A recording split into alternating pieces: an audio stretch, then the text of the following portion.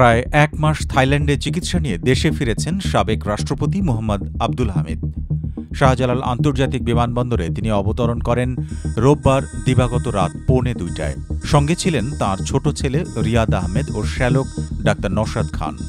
উড়োজাহাজ থেকে হুইল চেয়ারে করে নামিয়ে আনা হয় আব্দুল হামিদকে। বিমানবন্দরের আনুষ্ঠানিকতা শেষে রাত 3টার দিকে বিমানবন্দর ছাড়েন বলে নিশ্চিত করা হয়েছে ইমিগ্রেশন পুলিশের একটি সূত্র থেকে।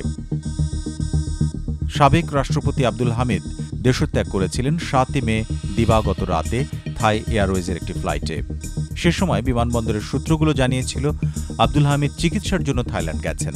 নিষেধাজ্ঞা না থাকায় তাকে দেশত্যাগে বাধা দেওয়া হয়নি। তার পরিবারও জানিয়েছিল চিকিৎসকদের পরামর্শেই তিনি বিদেশে গেছেন।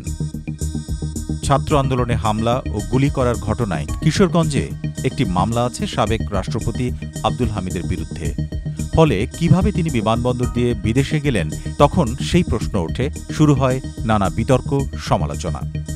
8 মে সরকারের স্বরাষ্ট্র উপদেষ্টা অবসরপ্রাপ্ত লেফটেন্যান্ট জেনারেল মোহাম্মদ জাহাঙ্গীর আলম চৌধুরী দিনাজপুরে গিয়ে শিক্ষার্থীদের প্রশ্নের মুখে বলেন, আব্দুল হামিদকে বিদেশে যেতে সহায়তাকারীদের কোনো অবস্থায় ছাড় দেওয়া যাবে না। আর যদি শাস্তির আওতায় না আনি তাহলে আমি সে সময় চলে যাব। সেই সাথে তিনি জানিয়েছিলেন আব্দুল হামিদকে ইন্টারপোলের মাধ্যমে দেশে ফিরিয়ে আনা হবে।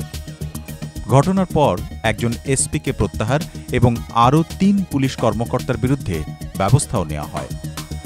এছাড়াও আব্দুল হামিদ কিভাবে বিদেশে গেলেন তা তদন্তে 3 জন উপদেষ্টার সমন্বয়ে উচ্চ পর্যায়ের একটি কমিটি গঠন করে সরকার। 10 মে জানানো হয় কয়েকজনকে সাময়িক বরখাস্ত করা হয়েছে।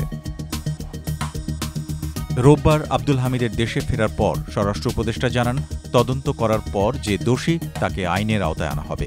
আপনাকে কথাই তো আমি রাখছি, আপনারাই বলছেন যে আগে ইনভেস্টিগেশন করে যে দোষী তার শাস্তির আওতায় আনা হোক, যে নির্দোষ সে যেন শাস্তি না পায়। তার তো ইনভেস্টিগেশন শেষ হয় নাই। ইনভেস্টিগেশন শেষ হয়ে যদি সে দোষী হয় শাস্তি পাবে, আর যদি নির্দোষ ছাড়া হবে।